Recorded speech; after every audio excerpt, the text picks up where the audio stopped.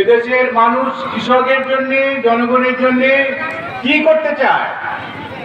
আজকে বিপণন বলেন, ধানের বিপণন বলেন, গমের বিপণন বলেন, সারের বিপণন বলেন, সব কিছুতেই এই সরকার কি করবে, আগামীতে বিএনপি সরকার কি করবে তার কিন্তু বর্ণনা দেওয়া আছে।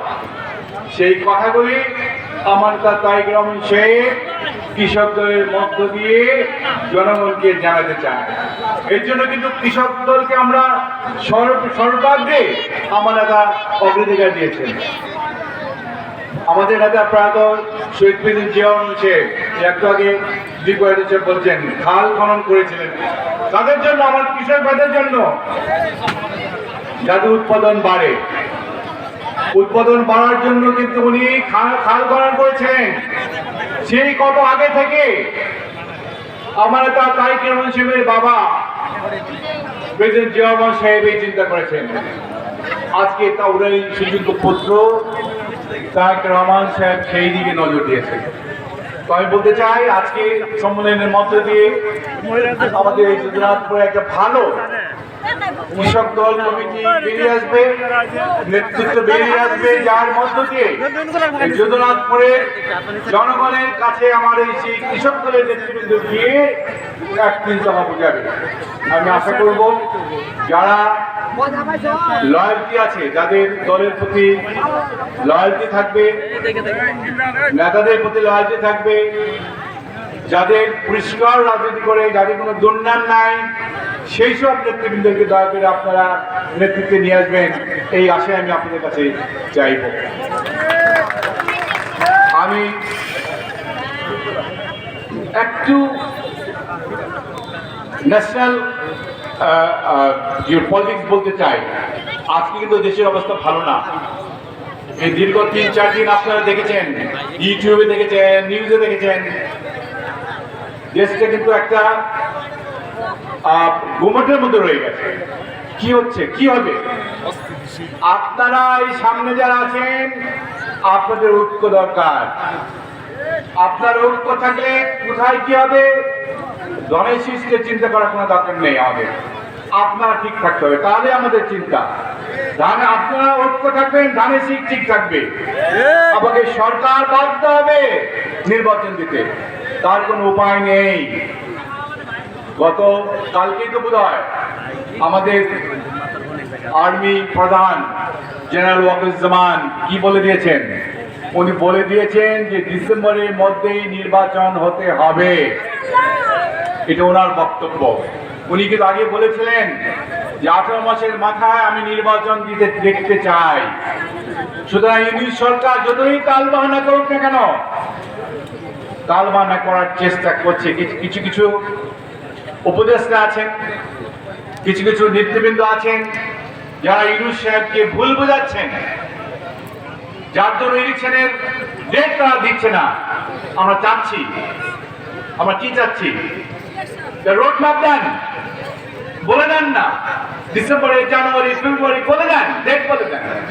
এই সেই বলে ডিসেম্বর টু জুন, এইসব ভেগ কথা বলে কোনো দরকার নেই।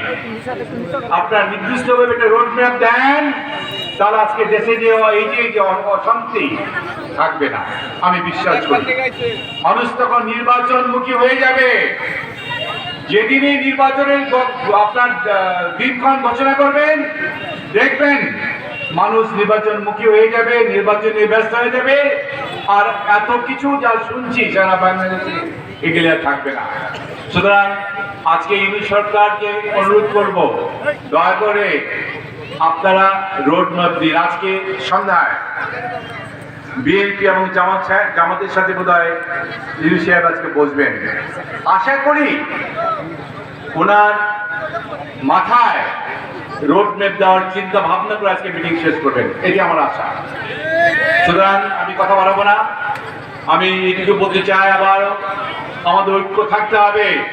শকুন কিন্তু ঘুরতেছে মাথার উপরে, ধানের শীষকে নষ্ট করা যাবে না, ধানের শীষকে নষ্ট করতে দেওয়া যাবে না। যারা চেষ্টা করে তাদেরকে প্রতিহত করতে হবে। আর কতকাল? 50 বছরের কাছাকাছি হয়ে গেছে, এখানে কোনো এমপি নাই। সেই নওয়াব হাসান আলী শেখ 79 সালে এমপি হয়েছিলেন, নির্বাচিত হয়েছিলেন। তার মেয়ে 81 সালে হয়েছিলেন, ছেলে হয়েছিলেন।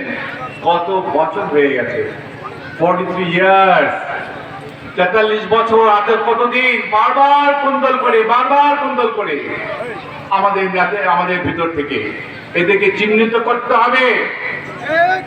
আপনারা যারা বিএনপিকে ভালোবাসেন, ধানেশিসকে ভালোবাসেন, ওদেরকে বলবেন আমাদের এই যে আজকে যে এই দেখছেন না মাহফিল, ডান দিকে বসে আছেন বড় বড় নেতৃবৃন্দ বসে আছেন, তারা যদি সত্যি সত্যি ধানেশিস রাজনীতি করতে চায়, তারা যদি তারেক রহমান সাহেবের রাজনীতি করতে চায়, তারা যদি বেগম খালেদা জিয়ার রাজনীতি করতে চায়, তাহলে আমাদের এই প্ল্যাটফর্মে আসতে বলেন। এই প্ল্যাটফর্ম খোলা আছে, ধানেশিস যারা করবে তাদেরকে আমরা ওয়েলকাম জানাই। কিন্তু আপনারা সন্ত্রাসী এবং শব্দ বলে আওয়ামী লীগের দূষণ বা বিশৃঙ্খলা সৃষ্টি করবেন না। দলের মধ্যে বিশৃঙ্খলা করা যাবে না। জনমানুষকে এই যে সামনে যে জনগণ বসে থেকে বিভ্রান্তি করা যাবে না, বিভ্রান্তি করার কোনো সুযোগ নেই। আজকে আমাদের এই যে বড় বড় আপনার সভাপতি আছেন, আমাদের টাঙ্গাইলের জেলা সভাপতি, উনি তো বলে দিয়েছেন আগামীতে যখন বোর্ড হবে, নমিনেশনের বোর্ড হবে, আমাদের এই শাহিন সাহেব থাকবে। এই যে বিভ্রান্তি করছে, এই বিভ্রান্তি থেকে আপনারা সাবধান থাকেন, কারো কথায় কান দিয়েন না। আল্লাহর হস্তে ধানেশিসকে ঠকায়েন না। বহুত কাম করে দিয়েছি আপনাদের, সর্বোপরি উপজেলা করে নিয়েছি। স্বপন ফকির আমার নেত্রী বেগম খালেদা জিয়া দিয়ে আজকেই উপজেলা করে দিয়েছি। আপনার কি কখনো স্বপ্নে চিন্তা করেছিলেন যে এত অল্প সময়ের মধ্যে একটা উপজেলা হতে পারে? আমি কিন্তু ঢোল বাজাই নাই, আমি আপনাদেরকে বলিও নাই আমি ভিতরে কি করছি। ঠিকই কিন্তু আপনাদেরকে এই উপজেলা করে দিয়েছি এবং ম্যাডামকে এনে উদ্বোধন করে দিয়েছি। এগুলিকে এই ঋণ শোধ করবেন না আপনারা?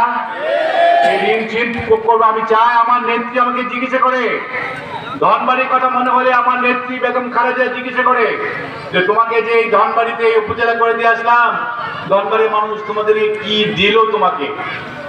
আমাকে প্রশ্নের সম্মুখীন হতে হয়। সুতরাং দয়া করে আমাদেরকে ধানেশিসকে আর ঠকাবেন না।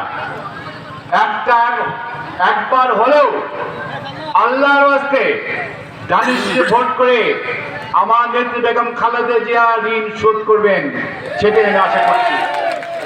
আমি আর কথা না বাড়িয়ে আমি আজকে যারা টাঙ্গাইল থেকে এসছে নেতৃবৃন্দকে ধন্যবাদ দিচ্ছি। আজকে আমার ইউনিয়ন বিএনপি নেতৃবৃন্দ মাস্টার সাহেব এবং আমাদের দুলাল ধন্যবাদ দিচ্ছি এবং সমস্ত ওয়ার্ড বিএনপি যে নেতৃবৃন্দ আছেন, যে আমার মা বোনেরা এখনো বসে আছেন, এই ওয়ার্ডের যে নেতৃবৃন্দ আছেন সবাইকে ধন্যবাদ দিচ্ছি। আজকে এই সুন্দর, আজকে দীপু হাজার সাহেব বলেছেন যে আপনাকে এত সুন্দর আজকে এই যে মিটিংটা আমি আমার নেতা তারেক রহমান সাহেবের কাছে পাঠিয়ে দেব, দেখবেন উনি আপনাদের আজকের এই সম্মেলন। তো আর কথা না বাড়িয়ে আমি আবারও এই ইউনিয়ন বিএনপি এবং যুবদল, ছাত্রদল, স্বেচ্ছাসেবক সবাইকে, মহিলা দল সহ তাদের ধন্যবাদ দিই এবং সর্বোপরি আমাদের ধনবাড়ি বিএনপি নেতৃবৃন্দ, আমাদের আজিজুর রহমান মাস্টার, অধ্যক্ষ আজিজুর রহমান সাহেব, আমাদের সভাপতি, ওনার পরিশ্রম, এনামূলের পরিশ্রম, আমাদের পৌরর সুবান, স্বপন সহ অন্য যারা নেতৃবৃন্দ যারা হাতকে শক্ত করেছে আমার এই বিএনপি, উপজেলা বিএনপি এবং পৌর বিএনপি নেতৃবৃন্দকে, তাদেরকে ধন্যবাদ জানিয়ে আমি আর কথা না বাড়িয়ে আজকের এই সম্মেলন থেকে একটা ভালো নেতা নেতৃত্ব বেরিয়ে আসবে এই আশা ব্যক্ত করে সবাইকে ধন্যবাদ দিয়ে আমি আমার বক্তব্য শেষ করছি। বাংলাদেশ জিন্দাবাদ, বেগম খালেদা জিয়া জিন্দাবাদ, তারেক রহমান জিন্দাবাদ। সবাইকে ধন্যবাদ। আসসালামু আলাইকুম।